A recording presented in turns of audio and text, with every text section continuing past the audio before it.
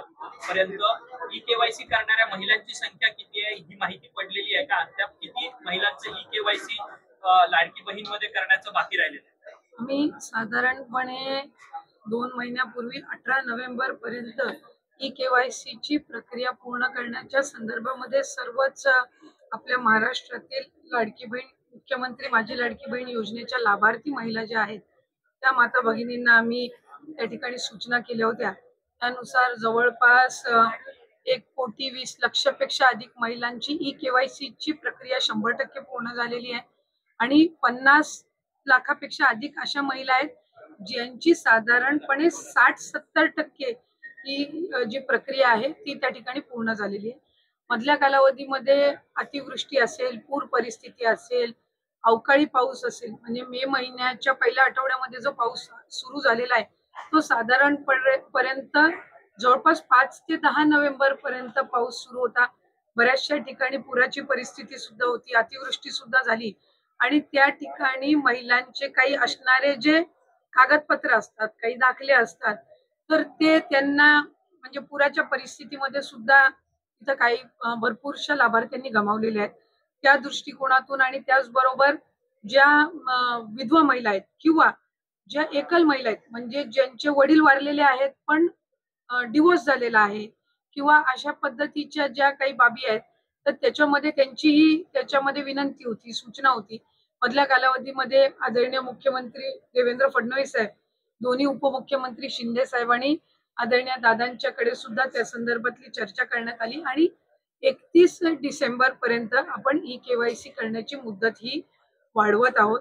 म्हणजे जेणेकरून ज्या काही जिथं अतिवृष्टी झाली, पूर परिस्थिती झाली तिथल्याही महिलांना ई केवायसी साठी त्या ठिकाणी अधिकची मुदतीतून त्यांना ई केवायसी ची प्रक्रिया पूर्ण करता येईल। या व्यतिरिक्त ज्यांचे पतीचं निधन झालेलं आहे, वडिलांचंही निधन झालेलं आहे, अशांकडे जे सर्टिफिकेट नाहीयेत म्हणजे अशांकडे त्यांचे जे डॉक्युमेंट्स नाहीयेत, त्यांचं डेथ सर्टिफिकेट असेल किंवा डिवोर्सचे न्यायालयांच्या जे काही डिवोर्सचे सर्टिफिकेट्स असतात म्हणजे कोर्टचे जे डॉक्युमेंट्स असतात ते त्यांना अपलोड करण्याच्या दृष्टिकोनातून किंवा एखाद्या गावामध्ये एखादी एकल महिला असेल किंवा एखादी विधवा असेल, तिच्या पतीचंही निधन झाले आणि वडिलांचंही निधन झालेलं आहे, अशा महिलेनी लाभार्थ्यांनी जर ते डेथ सर्टिफिकेट किंवा ते डॉक्युमेंट्स जर तिथल्या अंगणवाडी सेविकेकडे उपलब्ध करून दिले तर ती त्याची जी सर्टिफिकेट आहे ती सीडीपीओ कडे देऊन त्या संदर्भातली सगळी प्रक्रिया पूर्ण करून घेऊ शकतील। आम्ही आजच त्या संदर्भातला शासन निर्णय सुद्धा निर्गमित करत आहोत। त्याच्यामध्ये ज्या ज्या गावातल्या किंवा शहरातल्या तिथल्या अंगणवाडी केंद्र आहेत, ज्या अंगणवाडी सेविका आहेत त्यांच्याकडे त्यांनी तशा पद्धतीचे कागदपत्र सबमिट करायचे। इन द मीनवाईल त्या मध्यंतरी त्या कालावधीमध्ये आम्ही वेबसाईटवर पण तशा पद्धतीचं ऑप्शन हे देण्याच्या दृष्टिकोनातून आमचं काम हे सुरू आहे। रोज साधारणपणे 4 ते 5 लाख महिलांचं ई केवायसी ची प्रक्रिया ही त्या ठिकाणी होत आहे। मधल्या कालावधीमध्ये थोडं 1-2 लाखावरती संख्या आलेली होती, पण नंतर पुन्हा एकदा त्या वेबसाईट आणि संबंधित विषयांवर काम करून आता ती पूर्वपदावर आलेली आहे। तर या संदर्भामध्ये राज्याचे मुख्यमंत्री फडणवीस साहेब आणि दोन्ही उपमुख्यमंत्री शिंदे साहेब आणि दादा यांच्या सूचनेनुसार आपण ती 31 डिसेंबर पर्यंत मुदत वाढवत आहोत। नाही पण या सगळ्या लाडक्या बहिणींमध्ये सातत्यानं अनेक बातम्यांसमोर येत होतं की सरकारी महिलांनी देखील या सगळ्या योजनेचा लाभ उचललाय। आता एक नवीन बातमी समोर येते, वृत्तपत्रामध्ये छापून आली की ज्यांचे पुरुष म्हणजे पोलीस मध्ये कामाला आहेत त्यांच्या पत्नीने देखील पोलीस एक गोष्ट आपण याच्यामध्ये समजून घेतली पाहिजे की जून 2024 मध्ये ही योजना झाली। 1 जुलै पासून लाभार्थ्यांनी याच्यामध्ये फॉर्म भरायला सुरू केले।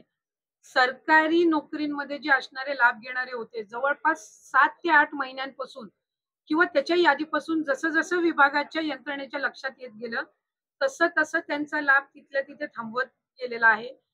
6-8 महिन्यानंतर ज्यांचं निदर्शनास आलेलं आहे त्यांच्या पगारातून ती ट्रेजरीमध्ये म्हणजे सरकारी तिजोरीमध्ये परत घेण्याची प्रक्रिया सुद्धा जवळपास 6-8 महिन्यापासून त्या ठिकाणी सुरू आहे। आणि ज्यांना ज्यांना नवीन सरकारी नोकरी लागते, जशी पोलीस भरती जशी होते किंवा सरकारी नोकरी जशी लागते तसं तसं ते डॉक्युमेंट त्या विभागाकडे देतात की आता मी या योजनेमध्ये पात्र नाहीये. तर त्या त्या पद्धतीने आपण ते अपडेट करत असू. जसं जानेवारी महिन्यामध्ये आम्हाला डेटा मिळाला नमो शेतकरी योजनेचा.